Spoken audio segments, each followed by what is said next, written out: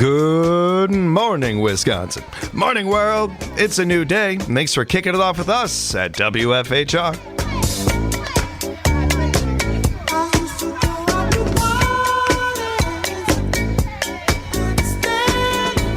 Got your host, James, behind the mic. I am joined by Melissa. Good morning. Seth. Good morning. And the best listeners in radio. Thanks for joining us, everybody. Hope you're having a great start to your Monday out there. We'll be getting in some entertainment in a little bit. We'll also be joined by Tom Heiser with our monthly Veterans Update. We're looking forward to all of that coming up for you. But, of course, it is a Monday in the 9 o'clock hour. You know what that means. Tell me something good. Good morning and welcome to the Kitchen's Open on WFHR for this Monday, March 3rd. It's hard to believe we are already in the third month of the year. The time is just flying by. We've celebrated New Year's and Valentine's. Oh, don't forget MLK and President's Day. And we're going to be going green, celebrating St. Patrick's Day in just 2 weeks. This week is one of the biggest parties of the year to celebrate, Mardi Gras, which is the celebration of Fat Tuesday, of course. Now, isn't Fat Tuesday also associated with the season of Lent? Yes, but it's called Shrove Tuesday in the Christian community. It's the day before Ash Wednesday when the tradition to remove all fat from the house happens. Britannica.com shares, Shrove, derived from shrive, refers to the confession of sins as a preparation for Lent, a usual practice in Europe in the Middle Ages. Although the day is sometimes still used for self-examination and introspection, Shrove Tuesday eventually acquired the character of a carnival or festival in many places and is often celebrated with parades, like, of course, the Mardi Gras parade in New Orleans. Now, Britannica.com goes on to share, as the final day before the austerity of the Lenten fast, Shrove Tuesday has many customs pertaining to food. In particular, sweet foods containing eggs, sugar, and fat, which were commonly forbidden during Lent and would otherwise go to waste in the 6.5 weeks between Ash Wednesday and Easter. Pancakes are the traditional choice in a number of European countries. The day is known as Pancake Day or Pancake Tuesday in Ireland and in many Commonwealth countries. Similarly, rich pre-Lenten treats, including punchkis, fruit-filled deep-fried pastries similar to donuts that are enjoyed in Poland and in ethnic Polish communities in the United States, including right around here. An iconic part of Mardi Gras, Fat Tuesday in New Orleans, is the king cake. It is an ice ringed shape pastry that is sprinkled with gold, green, and purple sugar and typically contains a plastic figurine representing the baby Jesus. Don't eat that part. No. Traditionally, the person who receives the piece of cake containing that figurine is called the king or queen of the Mardi Gras festivities and is obligated to host the next party of the season. So that's the catch on that one. That's the sticky wicket. Yeah, there you go. Yeah, don't mind being called a queen. Don't know if I want to host a party. Yeah, there you go. See, being called the queen is always a plus, right? The pros and cons to everything. Actually, right? although that does sound like the ice ring shape. That sounds like a Kringle. It does. It really does. Sounds very similar. Yeah. I think it's a bit more dense, though. I'm sure it is. Yeah. In my own neighborhood, growing up, my best friend, his family came from Citadel, I want to say, right outside of NOLA, NOLA and everything. And they talked a lot about certain traditions from over there and doing them in Chicago. And one of the ones that they talked about was this, and the king cake and how important that was. And so I've always been really, like, anytime anybody has anything, presents something, I'm always the last one to grab something. It's just the way I was raised and just who I am. And they would make this cake, and they would make this cake, and it was only like 2 or 3 years in a row that they did this, that we lived there. But every year I'd wait, I never got a piece. I still to this day I don't know what king cake tastes like, and I'm dying to know. I'll host a party next year if it means I get to try Just get to try king cake. There you go. I love this tradition. I cannot believe how little we ever hear of anybody choking, like a choking hazard or any of this. And just real quick side note, the most terrifying mascot in all of human history is the king cake baby for the New Orleans Pelicans. That's so weird. Oh my God. It's terrifying. It is terrifying. But have either of you made this cake? Have you tried it before? I have not. No, I have not either. So, I mean, it sounds wonderful. It does. It sounds really good. I love colorful cakes. Right. I don't me care too. what Yeah. it tastes like. I just like colorful Right. cakes. And I the hope hope is that if you have this cake, you already know this tradition. So you are aware that there might be something that is not edible in your edible cake. Yes. That would be my luck. I'm just, this looks really good. Crunch, yeah. No breaking teeth. My incisor. Well, growing up, we didn't do this king cake thing, but we had another tradition from my Penn Dutch background. So Shrove Tuesday was always Fasnacht Day. Oh, yeah. It's a Penn Dutch tradition that came from Germany. In the town where I lived in when I first started my ministry, which is Lidditz, Pennsylvania, there was a local grocery store called Stouffer's of Kissel Hill that shares this history on their website. A Fasnacht is a typical fried donut that originated in Germany. They are traditionally served during popular German celebrations such as Carnival and Fasnacht or on Shrove Tuesday. These treats were originally made as a way to empty the pantry of lard, sugar, fat, and butter before the Lenten fasting period, also known as Lent, which is observed by many Christian denominations. The German version of the Fastnacht is made from a yeast dough, which is deep fried and coated or dusted in powdered sugar or cinnamon sugar.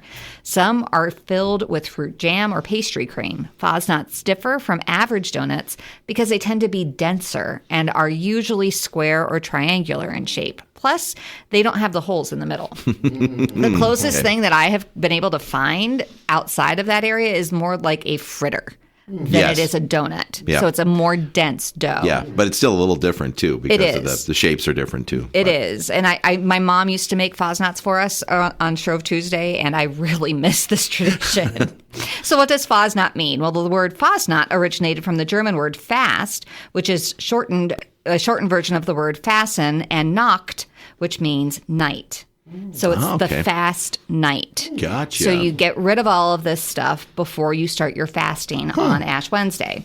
The term was originally used to indicate the eve of the traditional Lenten period. Inhabitants of Pennsylvania Dutch country, which includes Lancaster, York, and Berks County in central Pennsylvania, all celebrate Fastnachts as part of their Easter traditions. So if you're interested, I now finally have a recipe that was on this grocery store's website. Okay. And the fact that they are able to share it and not just sell the pre-made donuts is wonderful. So here's what you're going to do if you want to make a Fasnacht. You're going to find a medium saucepan, and in that you're going to warm up 2 cups of milk and then add in a half a cup of unsalted butter. Now, that is a specific thing in recipes when you see unsalted versus salted, because there's a ratio between the salt and other ingredients. So that if salt is an ingredient and you use salted butter, you're throwing off that ratio. Right. So you want to add a half a cup of unsalted butter, and you stir until everything is melted. In a large bowl, you're going to mix 2 teaspoons of salt, 3/4 cup sugar, and a 1/4 teaspoon of nutmeg. You're going to pour the melted milk and butter mixture into the mixing bowl and stir all of that until it's well mixed, and let it sit until it's room temperature. So you want to let it cool off. Okay. Once the mixture is cold, you mix in 2 large eggs that are already beaten and 2 packages, not just one like you would use for bread, but 2 packages of active dry yeast.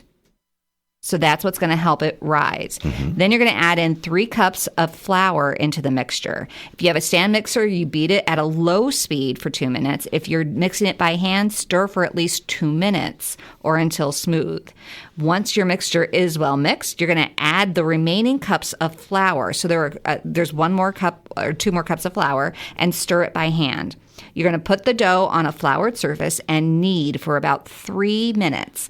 Place the dough in a greased bowl. Make sure to turn it over so that all sides of the dough are greased, because then you're going to proof it. You're going to cover the bowl with a clean kitchen towel and allow it to proof. Proofing is basically a cooking term to mean you allow the dough to rest and rise before you bake it. So you're going to do that once now for about an hour until it has doubled in size. Punch the dough down and then turn it out onto a floured surface. Roll out the dough into a 1/4 inch thick disc. And then you're going to cut the dough into even squares and cover it again with a kitchen towel so that it can proof a second time for another 45 minutes or until it doubles in size again. So twice you're going to let it double in size. After the squares have doubled in size, begin heating about 2 to 3 inches of cooking oil to 370 degrees in a deep saucepan. Drop the dough squares into the frying oil, but be mindful not to crowd the saucepan, because when you add too much, it's going to lower the temperature of the oil, and you want to keep it at the same oil. Right. Once the bottom side of the squares is golden brown, you flip them over to cook the other side, and when both sides are golden brown, that's when you remove them and set them on a paper towel to cool. You dab the fosnuts to remove the excess oil, unless you want to coat them. So you can enjoy them the traditional way with molasses on the side or dusted with powdered sugar or cinnamon sugar. Another way to make fosnuts is even more delicious when you fill them with pastry cream or jam. So if you do decide to coat your fosnuts, like I said, with the powdered sugar or cinnamon sugar, make sure you do it while they're still warm and they still have a little bit of that grease on them. You're going to place 2 or 3 of them into a large Ziploc bag with whatever coating you desire, and then you toss them around until they're completely coated. There is a donut I have not heard of. Oh, I no. have not tried, and now I am on a mission. Yes, all right. I would like to take this opportunity to let all my friends and family out there know that I am on a mission. I am leaving the station. I am leaving my current job. I am leaving acting on a mission to find this. I'm just going to walk the earth like Cain. I'm just going to walk the earth looking for new donuts. It's about 1,200 miles east. There you go. Go to Pennsylvania. Already got my walking stick. Already got the details in this really make it stand out, and I don't know. Like I'm sure a lot of people already, it sounded intriguing, but hearing you describe the ingredients and everything, I don't know, just pulled me into wanting to try it even more. They are delicious when they are made well by somebody who knows what they're doing. They are phenomenal. They really are. Yep. Is it and it doesn't sound like you've made these before, Beth. Not yet. So I don't mean to ask, because since you haven't, but off just taking a look at it and everything, does it seem like it'd be difficult to make? Does it seem like the biggest challenge is making sure that you have the oil at the right temperature? It's always the biggest thing with that stuff. And so you want to make sure you have a heating thermometer that you can put in there that you can keep regulating that temperature. And you have to have patience, because this prep work is at least 3 hours, because twice you have to let the dough just sit there and do nothing. Right. And that can be frustrating for people who want to just get it done and put it in the oven. Yeah. So this is one that you have to plan to make. You have to make the time to make, but it is so well worth it. When these are done, they're just phenomenal. My mom has said for a very long time, I want to make her a T-shirt with it. The difference of cooking and baking, patience. Yes. That's the biggest a lot of it. difference. Yeah, absolutely. That was a good one, Beth. Yes. That was Thank really you. good. So one thing you don't want to get rid of, or we don't want you to rid your business of the opportunity, is to sponsor our segment, which will highlight your business and have the opportunity to be interviewed and have us present to do this segment live from your business. That'd be a lot of fun. So if you're interested in more information about this sweet deal, just give us a call at 715-424-1300 and speak with Pam. She'll put you in touch with Ashley to work out all the details. That number again is 715-424-1300. And with that, we'll close the kitchen. All right. Another great So, episode. I am going to put this recipe, I'll put a link into our newsletter. All right. Which will be coming out on Thursday. So if you don't have that newsletter and you want this recipe, simply go to our website. Nice. And sign up. It's free to sign up for the website, and there's so much good information there. Yes, there is. Yeah. Very cool. Thank you for doing that. Yeah. Beth. And thank you for another great segment. A great way to kick Excellent. off the week. Yeah. Be listening next week for another edition of The Kitchen's Open with Beth Habhegger right here at WFHR. We'll be back with our friend Tom Heiser in our monthly Veterans Update coming up on The Morning Show. Welcome back, everybody. Morning show here at WFHR, locally grown radio. You have your host, James, here. I am joined by Melissa and Seth. And every month at the beginning of the month, we are joined by our great friend, Tom Heiser, with our monthly Veterans Update. We've got to get some theme music for Tom. We got to figure that out. We got to figure something out good for Tom. Come up with something for that, yeah. All I have is like lame ideas in my head. We got to work on something better, because anything I'm going to throw out there is horrible. But not the information we get from Tom. I cannot thank you enough, Tom, because the audience may not know this, but behind the scenes, Tom is always giving us information throughout the month, keeping us up to date on all the things going on with our veterans so that we can let the audience know. Appreciate that, Tom. No problem. Glad to do it. And, of course, I don't want to keep you too long. We want to dive right into things. And as we were kind of joking in our pregame here, we've got some signs of spring coming up, Tom. You got that right. You know, Yeah. Robin is secondary now. Yes. Let's dive right in. What do we have first up, Tom? Okay, well, today is the monthly vet breakfast over at Grace's restaurant. Started at 9. And today is also Star Spangled Banner Day, which was brought into right. 1931. And this weekend we got the state gymnastics tournament. That's right. At Lincoln High School, and our VFW presents the colors before the Yeah. team and the individual events. Love it. And then also on Saturday is the Elks Lodge here in Rapids for $12 spaghetti meal. Can't beat it. Can't James, beat it. spaghetti meal, I mean, James. they're right there. You're right up my alley. Yes. Tom, nice. Tom, if you don't mind, just for a second, you mentioned about presenting and everything at the gymnastics tourney and such. What it must mean for the individuals being able to do that. I can't imagine the feeling and what it must feel like. It's really great in so much as, you know, pregame, we're milling around and talking to people. And the people that come up and say, thank you, thank you for your service, really appreciate it. And then you find a vet and you connect with them. Right. Yeah. I mean, it's a lot of fun. And, no matter the sporting event, no matter the event, these things are important. But the depth and the detail, how much more important it is when it comes to, high school kid-related things, having these things going on, and kids seeing this, and kids seeing adults show the respect that we do to our veterans, and that part of it has an extra layer to it for me, I think, in general. So I love whenever you bring note to these, and I appreciate that. Well, it is interesting because we've had some coaches come up to us and say the kids love this. Yeah, right on. Yep. So it's a lot of fun.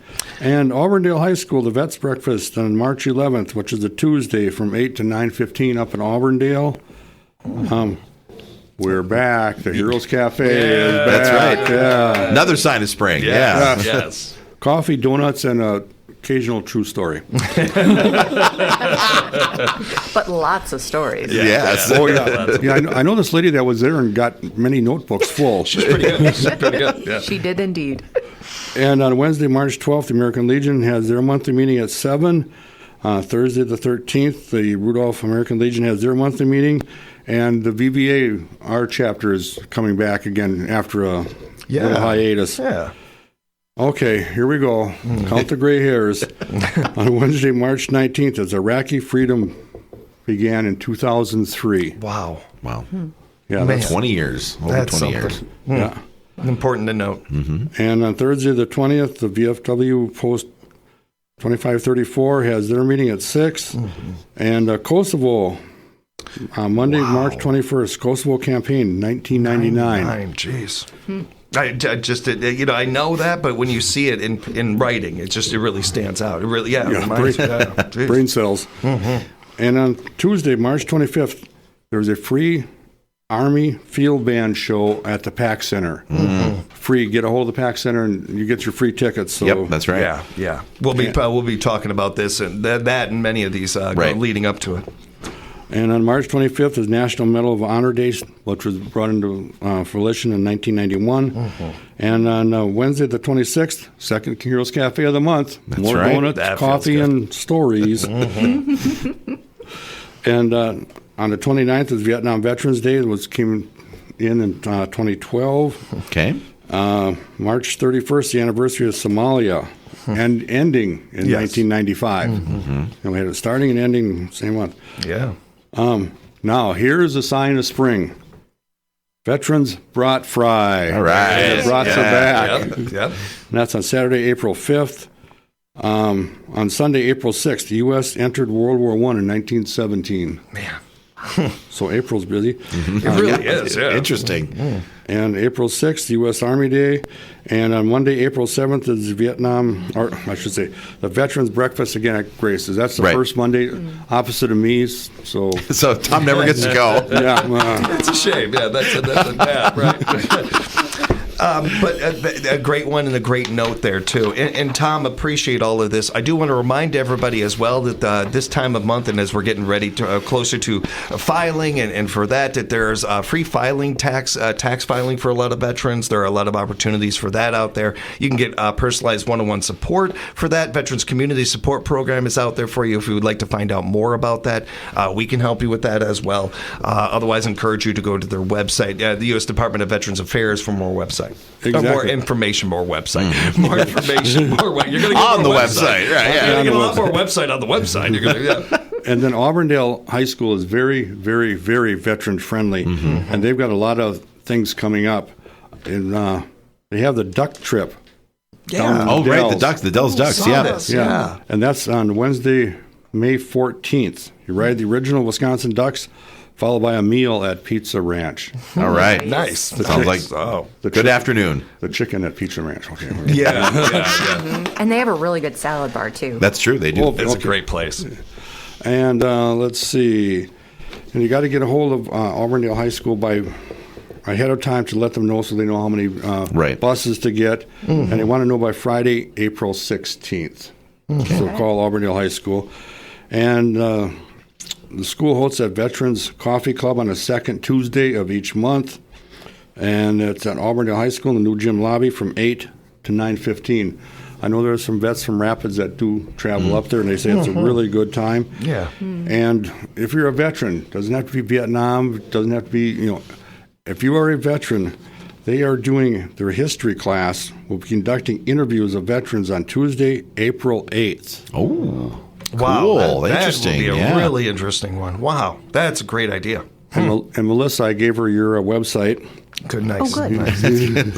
And she said, thank you for that. And those are going to be at 9:30 and 1:15 Okay. up in Auburndale. And they're going to be doing the flags for veterans across on Main Street like they'd have here in Rapids Right. and Rudolph. So that's going to be coming up also up there. So any information, or if you want any more information, call Auburndale High School and they'll go from Absolutely. there on that. Very good.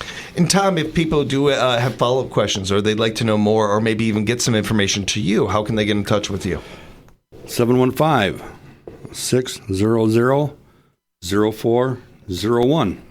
And keep in mind, everybody, if you missed that number, if you missed this episode, but you want to catch up with Tom or anything, reach out to us. We'll help connect you or anything like that. Like Tom connects us with our veterans out here. We appreciate that so much, Tom, and looking forward to hanging out again next month and talking to you real soon.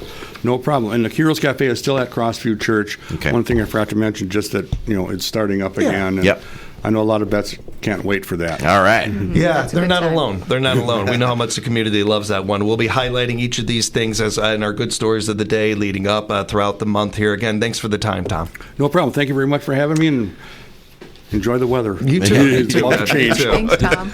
We'll be back with more show coming up here, everybody. We've got we got plenty to talk about as far as an entertainment section. All that on the way after our news, sports, and partner break here on the Morning Show.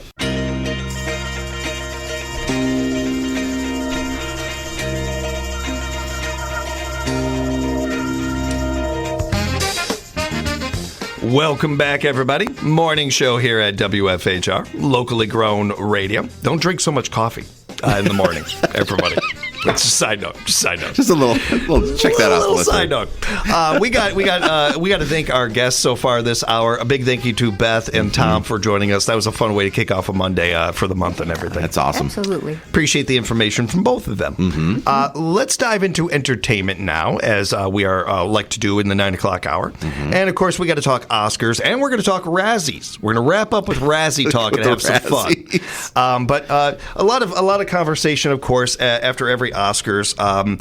People kind of, I don't know if people realize they're doing it or not, but you're giving right into the Oscars with talking about like all the things you don't like about the Oscars. Exactly. At least you're talking about them, right? Yeah, that's all that they matters. want. I didn't even know they happened. That's awesome. Bless you, Melissa. Bless you. That's double awesome to me because I think of Melissa as a creative, and I think that's awesome. I think that's great. So, big night for Honora. Honora was the big winner, and I think if you were paying attention, a lot of people kind of predicted this, that it was going to run away with this, which is why I'm a little surprised people were so surprised that it ran away with this. They were surprised they were right. Usually they're not. Yeah, that's true. Yeah.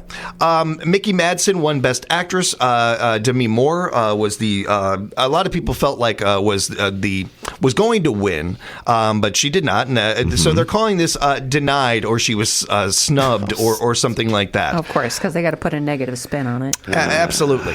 The Substance did win Best Makeup and Hairstyling. Adrian Brody won for Best Actor in The Brutalist, and was his second Oscar. Kieran Culkin won for Best Supporting Actor for Real Pain. Zoe Saldana won for Best Supporting Actress for Amelia Perez. Some of the bigger winners. Nice. Some of the bigger notes were from the night. Daryl Hannah came out and had a nice. She did a nice job in talking about some other things going on as far as David Lynch and some other stuff. I'm really focused on Conan O'Brien. Okay. So there's a lot of things that we'll talk about here, but real quickly, I want to make it just bring it home here. Conan O'Brien introduced Billy Crystal and Meg Ryan at the end, and he said, Meg Ryan, etc., great actress, and the greatest Oscar host of all time, Billy Crystal. And I don't disagree with him, but if Conan keeps at that, he could be the best. They did this right. They treated this like, if you were a longtime Conan O'Brien fan, this was a throwback to the old late night show that used to come on after The Tonight Show. Right. He brought his writers with him, but he still made it adaptable to everybody. Okay. It was a perfect hosting job. Ooh. Perfect. I have no notes. I did text him that. He didn't get back to me yet.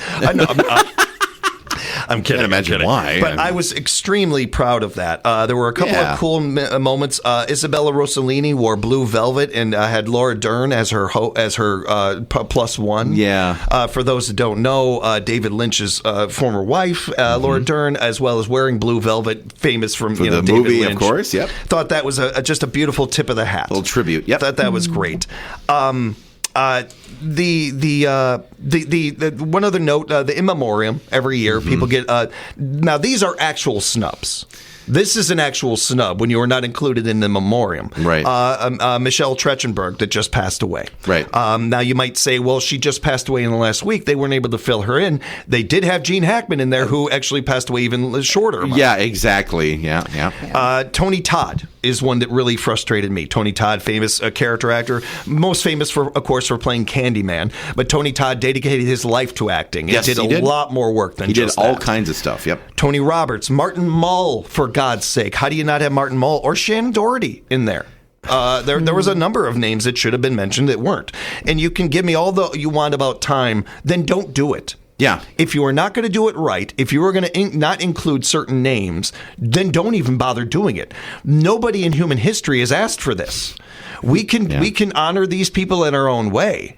Whether it's Gene Hackman or it's any other, it's the sound engineer that nobody knows of that they put up there or something. We can honor these people ourselves, or you can do it right. Academy. Don't do it at all or do it right. One or the other. Yep. And it shouldn't matter. Like you said, the time should have nothing on this part. No. I do tip my hat to Morgan Freeman and the great narration he did of Gene Hackman and his life. I thought that was very respectable. Cool. As far as I'm hearing some talk about Demi Moore not winning, and the young lady that did win, Maddie, and for Enora, and her work. Like as somebody who voted on this, and I don't like sharing this stuff that often, but I will admit that I voted for Demi Moore. Okay, I voted for her in part for the wrong reasons. I voted for her in part because of Samuel L. Jackson. I voted for her in part because I don't believe that the awards for Best Actor, Best Actress, Best Supporting Actress, all these things should be Lifetime Achievement Awards. That's what the Cecil B. DeMille Award is for. Right. If we get it wrong and you don't get an Oscar in your career, that's on the Academy, not the actor. Right. And not the other actors. Right. It's on the Academy that Demi Moore did not win for G.I. Jane or some of these other things. It is not Mickey Madison's fault. And this young lady is taking the heat right now for doing her job. For doing her job better than anybody else. Like, that's what we're giving her a hard time for. It is awful. It is kind of it is symmetry of this, too, that I don't hear enough people talking about, that the whole point of the substance was what just happened to Demi Moore. She just lost out to a younger actor. Yes. Like, it's the whole point of the substance. So you're missing the whole point of all of this.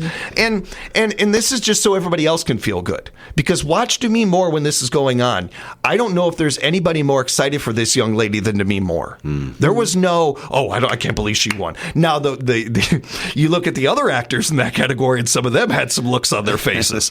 But Demi Moore couldn't have been more happy for this young lady. No different than Susan Lucci every time somebody won a daytime Emmy and she didn't. Yeah. Every time you saw that, you never saw Susan Lucci angry in there or anything like that. And I'm sure she was disappointed she didn't win. But course. How could she not be? Yeah, exactly. But but she realizes this is maybe it's because she's been in the game for so long, and it's just like, this is how it works out, and I'm not going to waste my energy, being upset about it, Right. So I mean, I don't know what she was thinking, but you hope that's what it would be. I also voted for Timothée Chalamet for Best Actor. He did not win. Adrian Brody won. I was very happy for him to win. His speech was dragged on. You could tell that he did not expect to win, and that he had something in mind, but that he did not think he was going to be giving that speech. Right. I've seen a lot of people taking shots at that speech. I'm going to move on from that. What I would like to focus on is some things that I heard on our own airwaves this morning about people. Hey, I actually heard the line, how do we feel about Adrian Brody winning an Oscar for basically playing the same character? Thinking Brody won for the same role is not only out of touch and sad, but screams of right next to anti-Semitism, but not getting there quite. They're different, and if you don't see that, it's on you, not the actor. And it's a life of privilege that those of us that wear the Jewish Star of David cannot have. To look at those two roles and think they're identical, or that he won an award for the same thing, it just screams of being out of touch. It just screams of not paying attention to the work. Adrian Brody himself noted this in part in his speech. And it just, in a day and age where anti-Semitism is on the rise literally every day, to just throw these things out there. People have no problem throwing shade at Jewish people and Jewish things. Anything else under the umbrella, anything else out there, they hesitate. They worried about getting canceled. Nobody worries about throwing this stuff out there. And yet it continues to rise. This anti-Semitism continues to rise. We've got stuff going on as close to us as Wausau, if not in this own town that we live in. And yet people just keep on going with this and rolling with it and throw out things like that like it's nothing, like it doesn't mean anything, like it's a joke. There's nothing funny about this. And that performance he gave, just like for The Pianist, is one of the stronger performances you will see in acting. The only reason I didn't vote for him is the wrong reasons again, because he already won. And I wanted to see a young person win an award that hasn't won one again. I did this wrong, and I own that 100%. And the Academy got it right, because there is a gigantic difference of playing Bob Dylan and playing the character that Adrian Brody did in The Brutalist. It's incredible work. Give me AI, give me all these different things you want. It doesn't take away from the performance he gave, and it was the strongest performance you saw last year. Colin Domingo did an amazing job too. I wouldn't have had a problem with him winning, and obviously what I said about Timothée Chalamet. Right. And I don't want to escape past this. Your opinions matter. Like, if you think somebody else should have won, that's fine. But the idea that he shouldn't have won because he, quote unquote, played this character before, well, that's typecasting, man. That ain't his fault. That's typecasting. Why don't people get mad at the real things to get mad about here? Casting directors, or that there aren't that many roles for Jewish people outside of World War II picks. That's the only time we get to wear our. That's the only time we get to actually be proud of being Jewish, is if we're talking about something involved with the Holocaust. Otherwise, nobody gives a dang. How about we talk about that instead of the idea, well, Adrian Brody won an Oscar for playing the same character again? Tell me you don't know anything about acting without telling me you don't know anything about acting, because you just did. It's ridiculous to me, and I am not gonna. I don't care if I get in trouble for this. I don't care what calls come my way. I'll take it. I'm tired of this, and I'm tired of people just skating past this. We've got our own government doing it. And nobody is getting upset. Nobody's getting canceled. It's ridiculous. And if anybody is okay with that, if anybody has a problem with me getting on a soapbox right here, 715-424-2600. My email is james.maloff@civicmedia.us. I look forward to talking with you. Razzies now. The opposite of the Oscars. This is one of the more fun award shows I think there is. Yep. And while you wouldn't want to be invited to the Razzies, it does seem like it'd be kind of fun to go, right? Like, I mean, you're going and you're having, like, for those that don't know, the Razzies are the opposite of the Oscars. Right. For worst acting job, or worst performance, worst film, worst all that stuff. Yep. I do think I admire, like, Halle Berry. And Adrian Brody, for that note, have both shown up at the Razzies and, like, accepted and been very, had fun with it and everything. I admire that. And it's one thing to see them do that. But Francis Ford Coppola showed up at the Razzies and accepted his award and couldn't have had more fun with it. Oh, I love it. He accepted it and said, against the prevailing trends of contemporary movie making, he added, in this wreck of a world today where art is given scores as if it were professional wrestling, I chose to not follow the gutless rules. Let us remind ourselves that box office is only about money, and like war, stupidity, and politics has no true place in our future. Madam Web won for Worst Picture. Yeah, very good. Very good. Jerry Seinfeld won for Worst Actor in Unfrosted. Dakota Johnson won for Worst Actress in Madam Web. They did not collect their awards in person. No. That's actually one I want to see. Is the Madam Web? Yeah. Yeah. Oh, okay. Well, hey. That one is out on video already. It went out pretty quickly. And actually, I'm just recoup their losses. Yeah, exactly. And a number of these did too. And one of the other things I find funny is usually when this award is nominated for a Razzie and for an Oscar, which has happened in the past. Yes, I believe Amelia Perez was nominated for some, and that was nominated for a couple. And I want to send real quickly, just going back to the Oscars real quick because I forgot this part. Zoe Zelandana's speech was fantastic. And I was very happy for her. I haven't heard the speech, but I heard it was interesting. Kieran Culkin's speech was a little uncomfortable, but was pretty funny. But I did really I thought the speech of the night was hers. I thought she just did an amazing job there, and she was a really nice, really strong job. Very cool. We will go ahead and get to our timeout here. We'll come back, and we're going to have to save one of our stories here for a little bit later. Okay. But we will get into this one thing about society that surprised a guy who got released from prison after 30 years. Oh, we'll touch on that cool. when we come back on The Morning Show.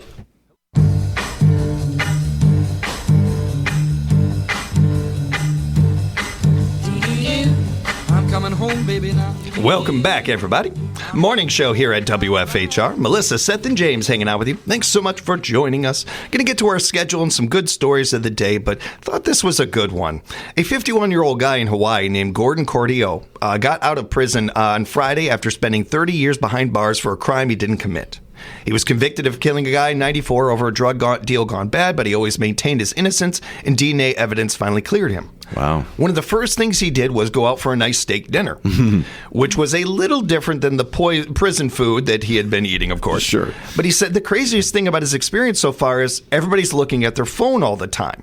He'd never seen a cell phone because smartphones weren't a thing until 94. Right. He didn't even have a flip phone until 96, and all he had was a beeper. So... Oh, wow. He told a reporter he got his first cell phone as soon as he got out on Friday, and but he's not obsessed with it yet, he says. Yet. He mainly, himself open. I like the acknowledgement. Yeah, right. Yeah. Just in case. He mainly just thinks it's weird how messages are always flooding in. Quote, it keeps beeping. It just won't stop. You can turn that off, buddy. Welcome to 2025. Yeah. But now we've talked about this endlessly but I think the perspective is just interesting to take, and maybe hopefully gives people a little bit a beat to this to think about it before immediately pick up your phone the second you're bored. And maybe look around a little bit and everything. And I thought that was an interesting for one. him, I think, just being out, and doing stuff, so maybe that's why he hasn't gotten obsessed with it yet. But he's like, well, as soon as the novelty will wear off of being, out of prison after a while. So, go to the phone. But it is interesting if you go somewhere, like just try it one time, look around. And see how many people are on their phones. It's interesting experiment. Really interesting, yeah. Yeah, I'm a bit of a people watcher, so I tend to catch this a lot. But I am not at all saying that I am not guilty of this myself. No. Same. Yeah. Sometimes you use it as a deterrent. That's true, to keep people away from you, right? Yep. I will be honest with everybody out there. I keep headphones on me almost 24/7 for that very thing. If I am just not a people mood, it's better. And trust me, this is for the betterment of society. This is for the betterment of everybody. I mean, did you just hear the last segment, me going off like, come on. Nobody wants that in personal life. Nobody. J&R Aquatic Animal Rescue will host an exotic pet surrender event on March 28th in Stevens Point. I wanted to give people a heads up on this one. That's a good one, yeah. I want to send a shout out to Patrick Lynn and the nice reporting he did of this one. The event is scheduled for noon at 3 o'clock at the Holiday Inn Convention Center and offers pet owners a safe and responsible alternative to releasing unwanted animals in the wild. Very important. Yeah, Very important. Do is because they're not from here. No. The event held during the Wisconsin Lakes and Rivers Convention as part of the Wisconsin Water Week highlights the environmental threat possessed by about these animals. Yes. I have a question for James, you and Melissa, you both recent pet owners, or you're around pets and that stuff. Are you guys, maybe it's just me, but I'm so uncomfortable with exotic pets. And I know a couple people who have them, but to me, it just there's so much that could go wrong, that I just feel it's like, it just makes me uncomfortable, I guess.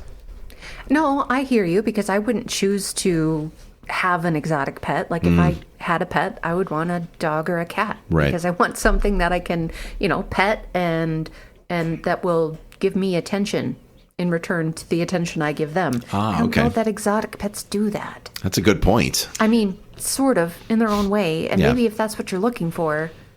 If that's not what I'm looking for. Gotcha. Yeah. We domesticated a lot of these animals, and I believe that falls on us to take care of them. Right. I think we did not domesticate a lot of these exotic animals. This is a vanity project. This is about you, not the animal. And anytime it's about the person and not the animal, you lose me. I have never heard one good reason to have an exotic animal. I've not heard one good reason. Sounds like a recipe for disaster. Yeah, it really does. It's a selfish act, and you deserve whatever karma you get from that. Like, whatever happens from it. Siegfried and Roy, I mean, come on. How many years did they have it? And all of a sudden, that takes one time, and then you're in the hospital for a year. That's how karma works, man. It's a plot line for a book or a movie. It's not for real life. Right, gotcha. Yeah. Okay. Yeah. And we'll talk more about that as we get closer to the event. Want to get into our schedule and some other things that we got going on around here. And certainly a big thank you to Beth with the Kitchens Open today, and Tom with our monthly Veterans Update. Always Appreciated good. those. Absolutely. Yep. We got great stuff coming up for you as well later this afternoon. Join us for Midday Magazine in Part 1. We're going to talk to Caitlin Kessler, Wisconsin Beef Council. All right. So what's for dinner? Yeah, we're talking about the best burger contest. We're talking corned beef, getting you ready for St. Patrick's Day and everything. Excellente. Nice. And Jacqueline is going to join us from Rise Up Central Wisconsin in Part 2. We're going to talk about the Mural of Hope project here in Wisconsin Rapids. Very cool. Yeah. Looking forward to that. Of course, Playmakers going on tonight from 5 to 6. Nobody made a highlight from the sidelines. Get ready to join us. A big thank you to Quality Plus Printing and Family Natural Foods sponsoring that hour. We got Playmakers all week this week, too. Monday, Wednesday, Friday, we'll be here with you for the show. Yes. And we wanted to let people know about this, a couple of other things, Seth. We got a bureau here or a new one we want to check out. Yeah, we've got, of course, Visit Rome. They put out a really cool visitor's guide every single year, and we have some here at our offices, 1690 2nd Avenue South in Wisconsin Rapids. You can stop by during our normal business hours, 9 to 4. It is free, and it is very cool. Lots of great stuff that they do, because they also kind of handle the Nakusa area as well. So it's not just Rome. It's that whole central Wisconsin area there. And we have the final show this year for the Arts Council in their season. It is the music of Billy Joel and Elton John, featuring Michael Cavanaugh. He is the one who, I'm not going to say he impersonates both. He doesn't do that, but he sings both of their songs. And this is I was really shocked by this. A top 50 touring act in the country. Yeah, like he's an excellent think of how many touring acts there are in this country. So many. That's an amazing thing. And I mean, if you're a fan of either one or the other, Billy, usually you're the fan of both, because I know, that's what people like in their pop anyway.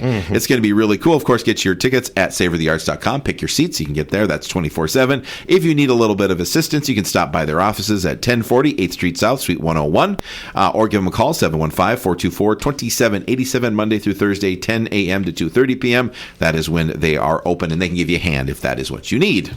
We'll be talking with Sally and Michael coming up. Right.